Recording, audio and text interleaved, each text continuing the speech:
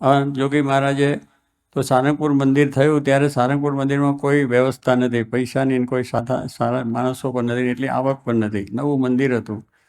એ જોગી મહારાજ દરરોજ એક સાધુ બીજા હતા માનદ સ્વામીની સાથે જોડી માગવા જાય અને ગામડે જઈને પોતે અલ્લેખ જગાવી અને જે કંઈ ધાનનો બાજરાનો લોટ આવ્યો, ઘઉંનો લોટ આવ્યો, પણ એવું કંઈ જે મળે લાવે એ રોટલા કરે અને છાશ લાવી અને કઢી બળી બનાવી અને એનાથી એમને જમવાનું અને કારખાના કરતા માણસોને પણ જમવાનું.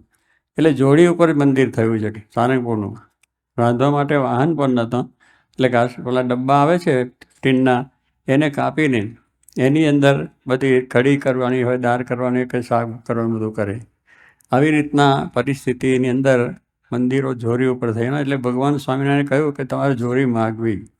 ફરિયામાં જઈને જે આલેખ જગાવતા એ શું કહેતા હતા એ જરા આપણે ઉચ્ચારણ કરીએ કે જેથી કરીને દરેકને આ પ્રમાણે આ ભગવાનનું સુખ પ્રાપ્ત થાય.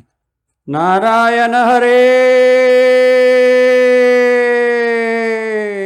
સચ્ચિદાનંદ પ્રભો. આવી એટલે એક સાધુ પોતે બોલે, પછી જોડના સાધુ છે એ પણ એ જ ઉચ્ચારણ કરે, એ પણ બોલે નારાયણ હરે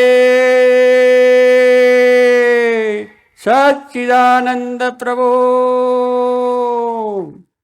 આ ઉચ્ચારણ થાય એટલે બધા જે ફરિયામાં આજુબાજુ રહેતા એને ખબર પડે કે આવ્યા છે, એટલે ઘરમાંથી પોતાની શ્રદ્ધા પ્રમાણે યથાશક્તિ જોરીની અંદર નાખે.